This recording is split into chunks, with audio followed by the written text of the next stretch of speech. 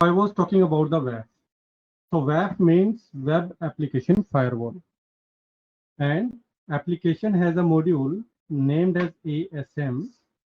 The prior version I am talking about, I would be going to talk about the advanced WAF and everything, not worry. So the prior module was, big IP module was Application Security Manager. Application Security Manager, ASM. ASM is a layer 7 web application firewall available on your F5 big IP platform. So traditional firewalls are up to from your layer 3 to layer 4. They do a great job preventing the maybe outsiders for accessing the internal network. But these firewalls offer a very little or maybe no support when we are talking about the application layer. Or let me say, when we talked about the layer 7 layer. So when we are coming to layer 7, this is a very, very powerful and effective tool for defending the applications. That is one thing.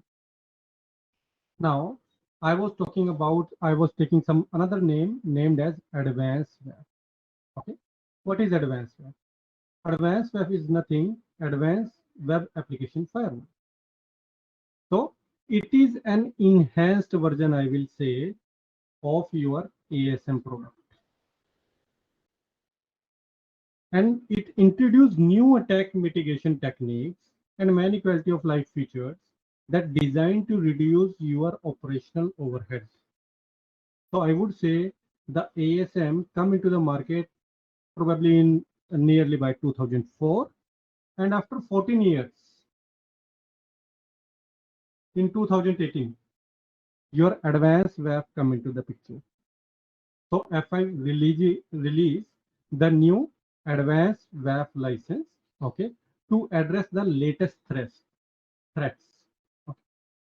And since that release, both ASM and WAF, I will say advanced, both are coexisting and granting customer to just choose any of the traditional or maybe the enhanced version of the big IP product suite family.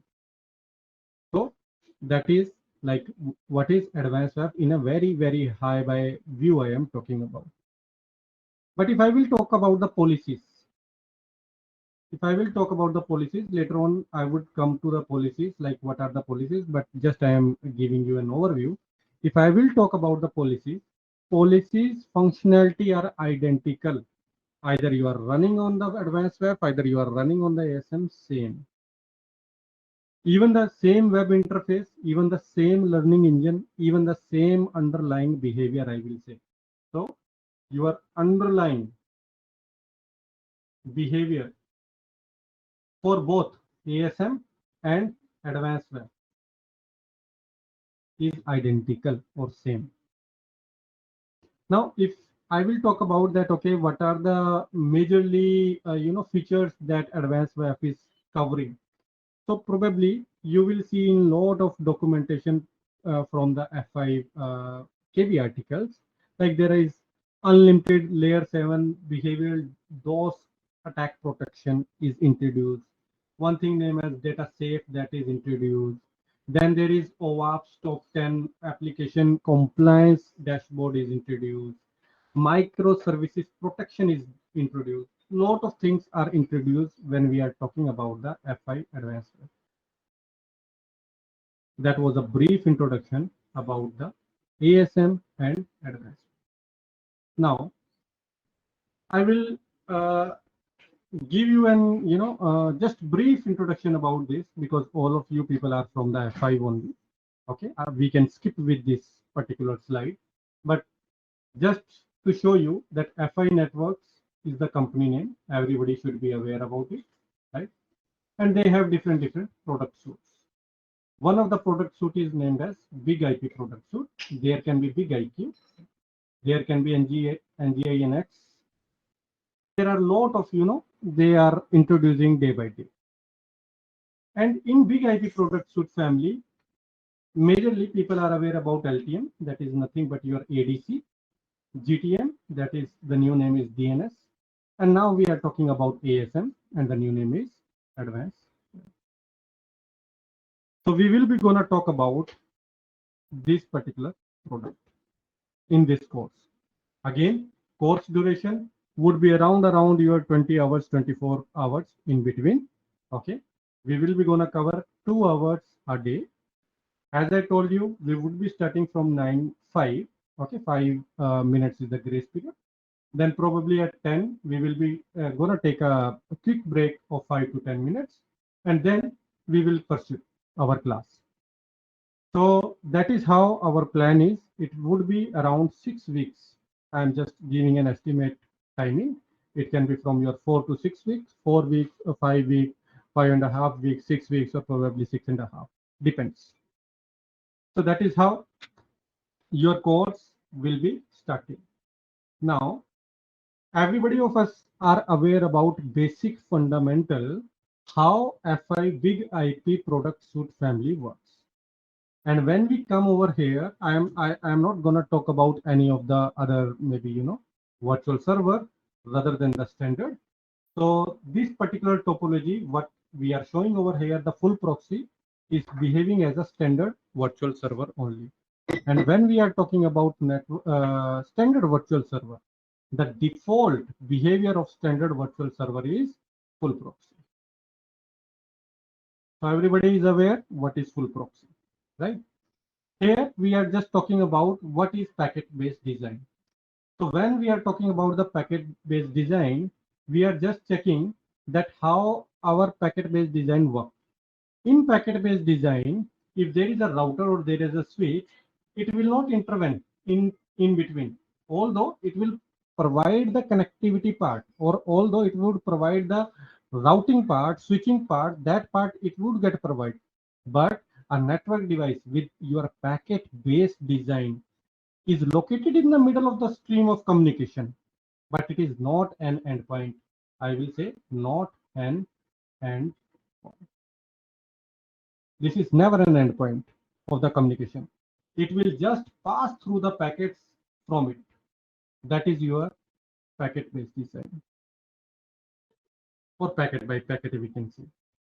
In contrast, if I will talk about the full proxy, what is the full proxies? Everybody should be aware. Just I am giving a brief overview. It will take only 2 or 3 minutes hardly. So full proxy design is opposite to your packet by packet design. In a full proxy design, your device is acting as an endpoint.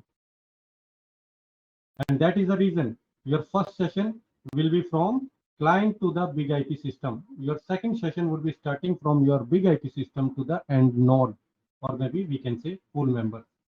Everybody should be aware about it, because I am treating that everyone over here has a good knowledge about the big IP LTM. And this is underground or underneath product we are talking about, that is LTM functionality, how it works. Okay. So full proxy itself an endpoint. The connection between the client and your end server is not going directly over there, but F5 is intervening in between, and F5 can do or manipulate couple of the traffic behavior. So any of the full proxy, it's not only big IP. We will be going to use something known as Fiddler into our lab. That is also a full proxy. And we will use Fiddler for our tool to manipulate the data traffic. And when we are talking about the full proxy, any of the full proxy, it has its own TCP connection behavior, such as buffering, retransmitting, TCP options. So therefore, your full proxy would be used into our environment whenever we will be using F5 as a product suite. Sorry, who joined? Sachin. Okay.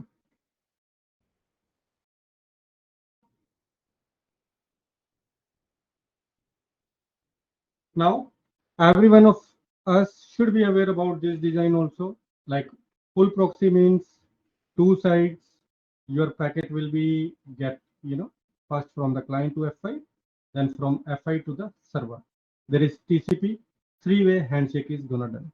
So your SYN packet, SYN ACK, ACK packet that is gonna happening both of the side, depending upon your different profile, how many times it is gonna happen. If it is one connect, probably it will be just used in advance. But again, those parts are the F5 LTM. We will not be gonna talk about it. And these are the features what will get introduced when we are using full proxy.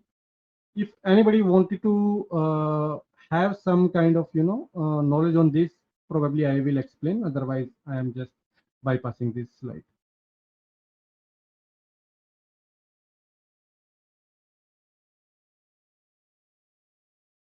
I am treating that everybody over here has the knowledge about it. Good. Let's now move forth. What was that? Yes. Somebody was speaking something. Yeah, actually, what exactly? Because your voice is very low. What exactly it was? The last slide. Last slide. Okay. Yeah. Should I explain about it? Yeah, if you can give a quick. Yeah. Let me give a quick overview of 2 or 3 minutes. It will not take much time. Okay. So if we will talk about, this is our FI unit. Okay. And this is the part of your LTM also. Doesn't matter if you are running with ASM or advanced WAF or no. Okay. Even if you are having the LTM, as I told you, if it is your, I am just treating it as a standard virtual server only. If it is your standard virtual server, then your F5 will be acting as an endpoint. It means client to F5, there would be one communication, and F5 will initiate the communication with servers. That is the second part. So you can see there are 2 TCP handshakes. One TCP handshake is between your client and F5. Second TCP handshake is between your F5 and actual server. And what is the use of this? The majorly used for such kind of communication is that F5 is now able to view the traffic and even modify the traffic. See, if some layer 7 attack is coming, and if it is your SSL traffic, and you cannot offload it, you cannot view it, how you can mitigate such kind of vulnerability? You cannot. So the very first thing that should be come into the picture, if you are putting, see, if you have SSL pass-through, let me tell you guys, if you have SSL pass-through, either you are applying the security policy or no, doesn't matter, because to get the security policy enforced, your F5 should be aware of what kind of traffic is coming. Your F5 F5 big IP unit should be able to view it. Either there is some kind of vulnerabilities in it or no. Okay. If you don't have such kind of functionality, then there is no use of applying the security policy. And let me tell you one more thing.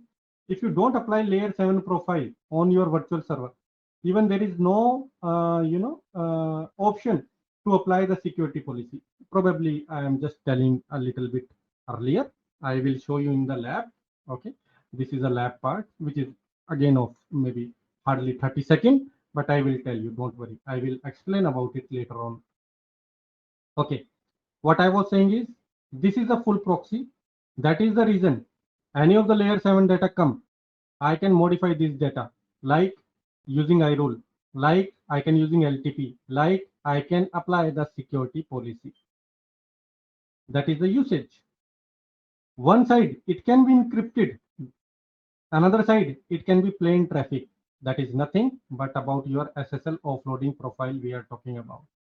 In SSL offloading, first, it would be your SSL, and second side, it would be your plain HTTP traffic only, nothing more. Similarly, if there is a compression algorithm supported by your client and supported by your F5, if mutual there is agreement in between the both, and that algorithm is agreed by both of the device, you can apply a compression profile in between client and F5. Here, when you are communicating with the server, you need not to put some kind of maybe CPU usage can be high, memory usage can be high. So you don't want to put load onto your server to make the compression and decompression kind of stuff. Leave it alone. So when you are sending it to the server, you can send it in the uncompressed or in the plain view. Vice versa, okay? Everything is vice versa. If you talk about IPv6 and IPv4, the same way, if one side is IPv6 communication, second side is IPv4 communication, that kind of setup is also possible when we are having full proxy design.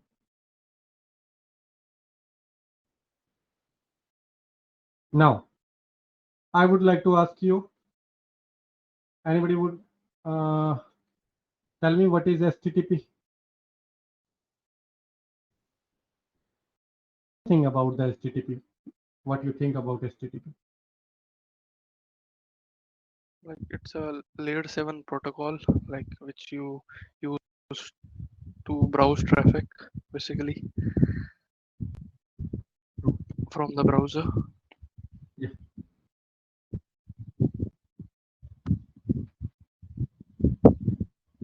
Anybody else? Protocol to transfer for communication, over the internet to display pretty much web application HTML files. Anybody else? Okay. So HTTP, Hypertext Transfer Protocol. Every one of we are using this nowadays, maybe from the long time. Okay. So HTTP is a protocol, or probably we can say a transfer protocol, as all of you were saying. I would like to add some more thing on HTTP. This is a stateless protocol.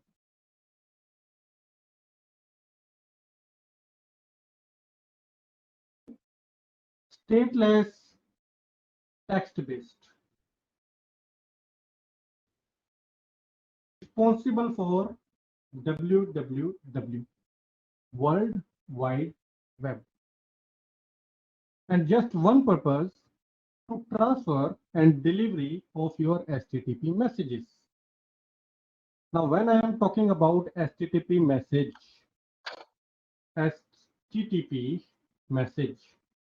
there are two things. One is you are sending a request. Another thing is, in contrast of that request, there would be a response that is coming to us. So message has two portions, request and response. And in this message, there are a lot of other things which will come into the picture, like methods. Give me a minute. Who joined?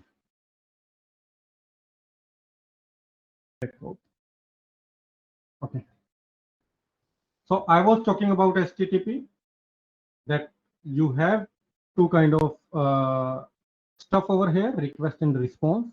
And inside into this message, your methods are there, your status codes are there, your addressing is there, IPv4, IPv6 kind of.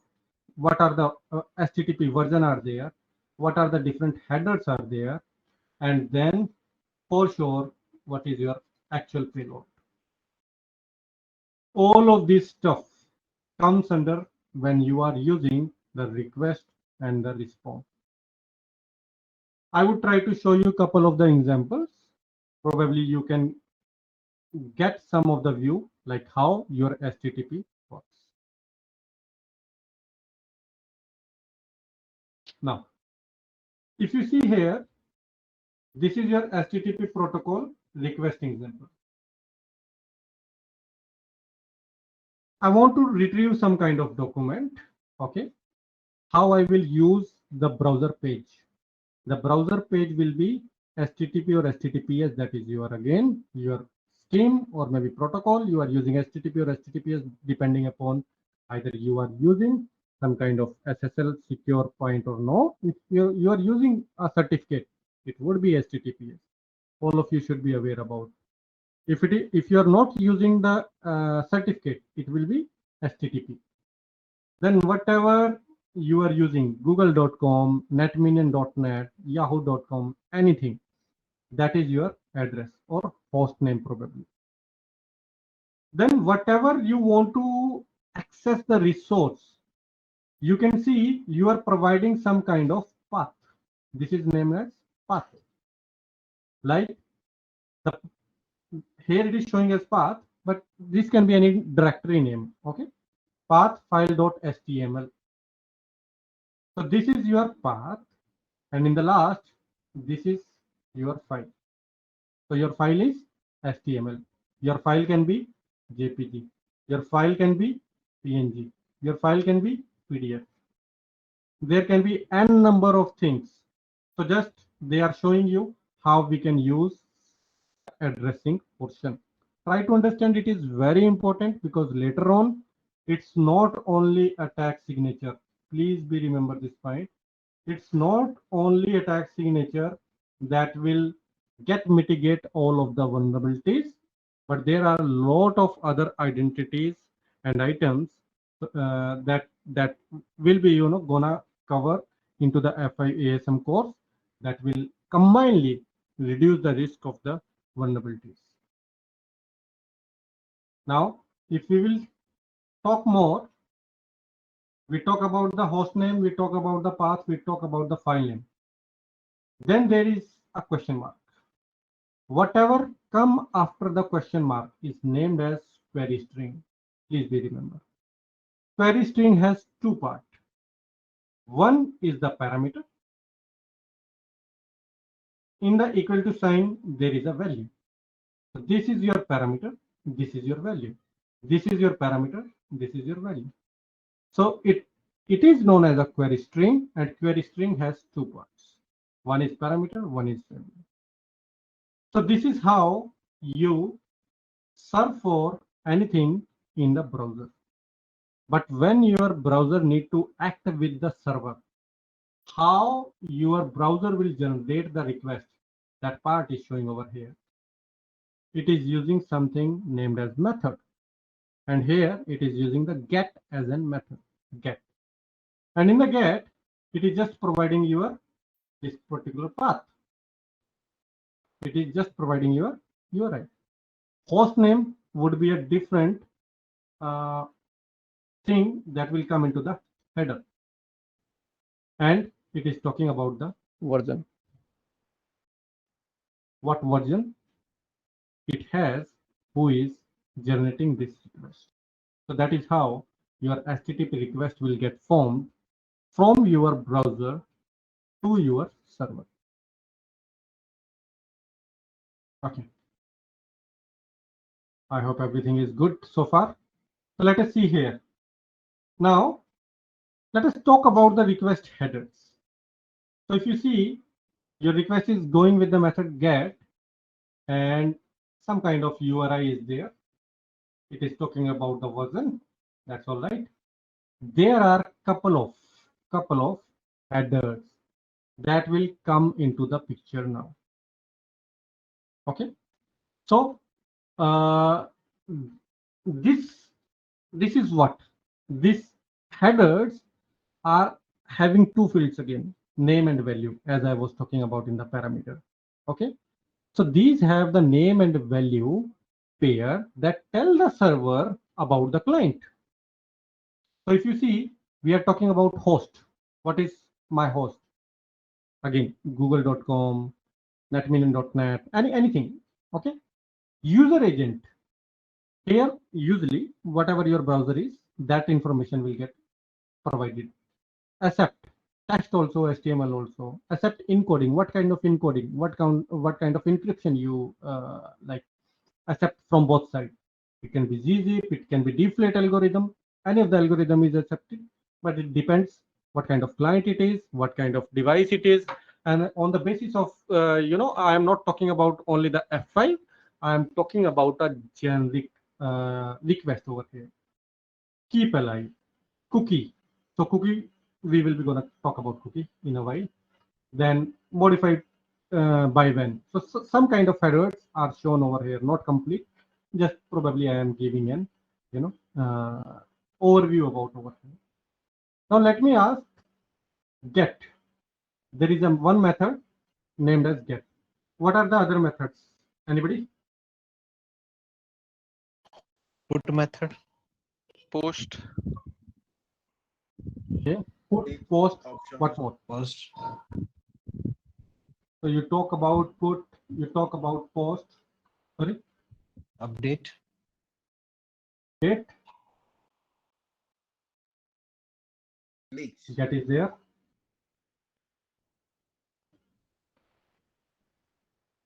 Anybody else?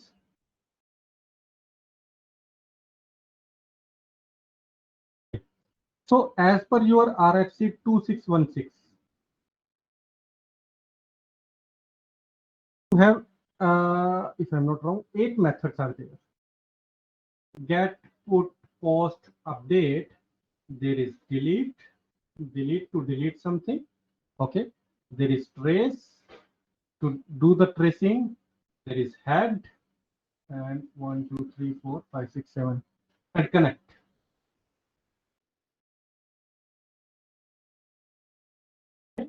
So these are your methods. So these methods can be used by your application as and when required. But majorly, your get method will be get used when you are sending any kind of request, as I showed you earlier. Okay, let me show you again. Let me show you the previous slide. You see here, we as a human put such an URL into the browser. But browser, when need to connect with the server, such kind of request is getting generated. That my method is get, and such kind of URI is there, what kind of version is there, and different headers, including your host. Okay, like host was missing there. If you see, the host was not mentioned earlier. You can you see this part? This part is named as host. So host is not mentioned over here. Host is mentioned in the header. And I don't know if you people are aware or no, but in XFF, okay, anybody would like to talk about XFF? Do it Yeah, in the LTM also. yes, like we are sending the client IP to the server, to the backend server. Actually, the F5 does a SNAT. So if we are using XFF, we are basically sending the client IP in the XFF to the backend server. What is that? X forwarder. X forwarded form. That's true. That's true. But what is that? That is a header. Yep. Again, one more field in the header. Okay. Here, your XFF field will be there, which will provide you actual IP of the client. So those who are not aware, very good understanding. Those who are not aware, let me tell you. So when your client is sending anything on the F5, as I told you, it is a full proxy. Okay. By default, your session would be source IP from the PC, and let me say virtual server, let me say internal self IP, let me say pool member. So your packet will be, first packet will be PC IP to the virtual server IP. Second packet will be your internal self IP to the pool member. So your IP is getting changed. Your source IP is getting changed to the internal self IP. What if there is some kind of requirement that I want to know exact location or probably exact IP address of the host? Then I can use XFF. In the XFF, the original IP will get maintained. That is again a header. I just wanted to explain you about the headers. So that is the header. That also comes under the header part. Okay. So I was talking about the same stuff. Now get. What is get? I am talking about the get. Get is a very simple thing. Very simple thing. Request is generally send without the body. Here the body is not required. Just it will go and provided the your URI, and it will say give me a resource. That is what get is named as. Second thing is post. Post is nothing that we want to post something, put a resource. Okay. So I was talking about the methods. One method is get. Okay. Get means getting something. Then post. You want to post something like a feedback you are posting. You are providing your phone number, username, password, different parameters. You are giving the value that you are using the post method. Update. Update means there is already a thing existing over there, but you need to update it, update, and then delete. So these are the majorly used, method. Delete, as the name is showing, need to delete something. Okay, that is what over here we need to talk about. Then I hope you guys are aware. What are the status code? Please, can you just let me know about some of the status code also, so that this part can be completed. What are the status code in HTTP? 200 is okay. Let us start from the 100x. Okay. Informational, probably 100 is your continue. Then 200 you are talking about, that is okay. But obvious. Then 300. 300 is bit like your redirection. Like 301 moved permanently. 302 moved temporarily. 304 not modified or bit like that. Then 400 or probably 404. You have seen it a lot. It is not found, right? Not found. Then 500 side is your server side, internal server. So these are your status code. Again, very useful when it comes to the troubleshooting. You should be aware about it. If someone is saying, let us say, if application team is coming to you and they are saying, I am not able to access my application. ASM guys, you do something and make my application working again. Now, if you are checking the request and the request is showing that it has something 404 probably, by watching out the response code, you can able to understand that it's not your issue, it's not ASM issue, it's not either application issue as well, but user might be putting some kind of URI that does not exist probably, or maybe the page which they are accessing is no longer there or deleted, or maybe some kind of redirection is happening. 302 can be there. Okay, so these status codes are very important when it comes to the troubleshooting. So these are very basic things, but important things. Okay. Where we can get these codes and then the solutions means, for example, 404 is not found, and then how we can realize from the application itself. How we can convince to the application guy to means we are getting this code and the issue is in your application. Okay. Very first thing, I am talking about the event logs, although it will come later on. Those people who are not aware about ASM, I don't want to touch this part. Event logs you can see, and in the event logs you can export it and you can give it normally. One thing. Second thing, software developer tool. In the software developer tool itself, you can see what kind of response code is coming. Getting my point? Yes. So from there, you can tell like what kind of response code is coming. Yeah, but these codes are completely related for the application concern. Yes, it is. There is any something in the Excel sheet, or there is anything information which is related for the code by the applications, then we also should aware about that. Means these codes are related for this one, so this is 100% sure that this is the issue with from the application level. You are talking about ports, or you are talking about response codes? Response code means once we are getting the response from the application server, then we are getting the codes. For example, once we are mentioning in the URL, and then URL is giving back to us as a code. It's true. In the web, on the web. On the web also, on the application host also. That is what I am saying. Okay, give me a minute. You are getting confused.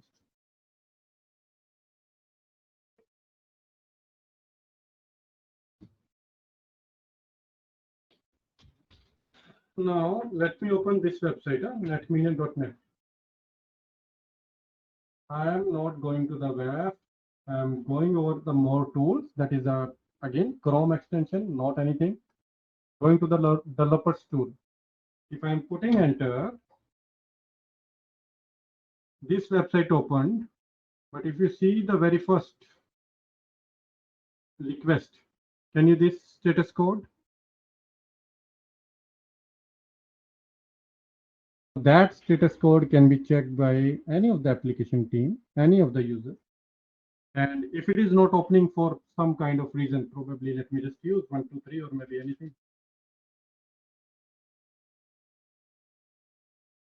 Let me maybe clear first. Access.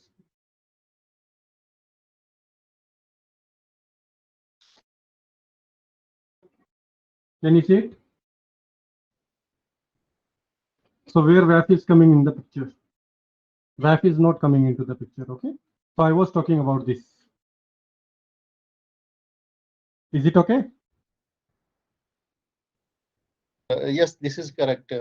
Is WAF not in the picture, which is for 404 code, which is coming. This code, this error is coming directly from the server itself. Right. So this is not port. This is code, status code. Okay, response Code, status yes, code. exactly. Response status code. So response status code sometimes is very helpful for troubleshooting. By watching out your status code, you can able to understand from where these issues are coming. So that is very helpful. Now the same thing. We can find it out. We can find it out any code-based database. We can get it somewhere, or you have it. I mean, you wanted to check these port details? Yes. It is very okay. Response code HTML. See, there are lot of things you can see. Okay. Go to any of the maybe you just surf it over the internet probably. I will say. So there is lot of things you can see over here. Okay. Now, what I was talking about, the response header. When response is coming to you from the server to the client, it is just talking about the status code, as I was talking about. What date, what kind of server it is, optional. Okay. Last modified, what is the content length, content type, if encoding is there, like they are using zzip. Okay. And there can be cookie. So there can be a cookie. So it depends, either cookie is there or no, it depends. But such kind of headers, again, you can see what are those. These are the response headers. These are the response headers. So there can be request headers. And on the top, there can be response headers. And after this, if payload is coming, the payload would be shown over there. But we are just talking about the headers. We are not talking about the payloads and everything. Okay. Now let's talk about the cookie. Anybody would like to tell me what are the cookies?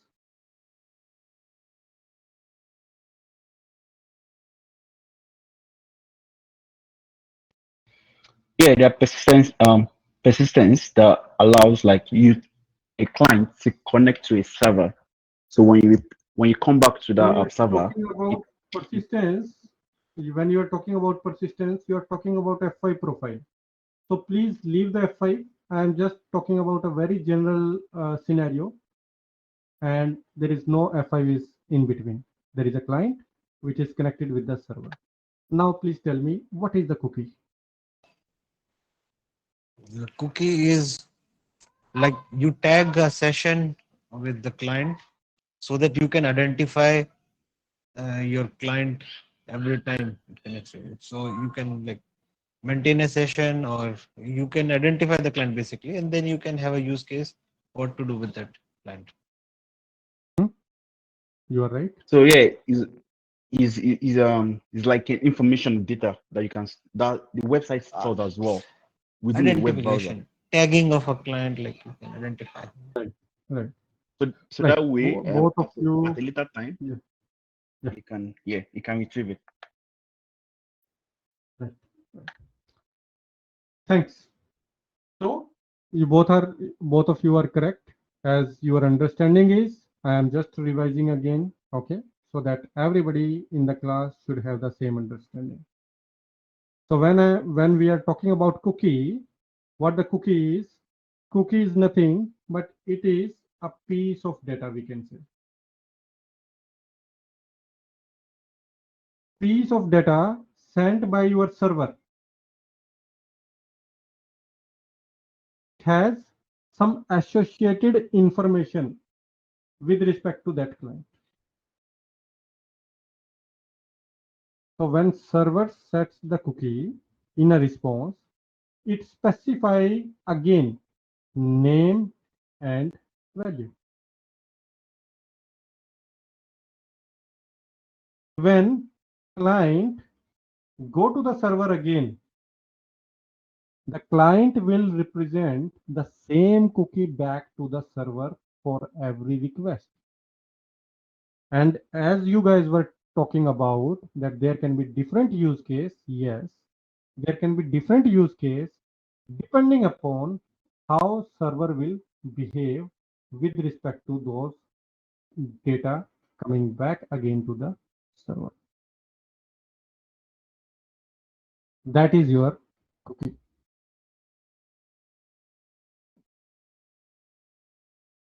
Okay. And if I will say you that using your iRules, if you are remember the FILTM part, using your iRule, you can even play with the data depending upon the cookie. Remember when your HTTP request is coming, probably in the uppercase, that's all right. Just ignore the cases. If then what? If your HTTP cookie and maybe contains exist whatever, and you provide the cookie name, then maybe you can just put any of the condition. So that kind of stuff also we used into our F5 LTM class. Okay. In the iRules, probably if you are working in the production environment, you should be aware about it. You can modify the client behavior on the basis of cookies. So in HTTP, there is one more thing, again a header, but I just wanted to talk about, that is cookie.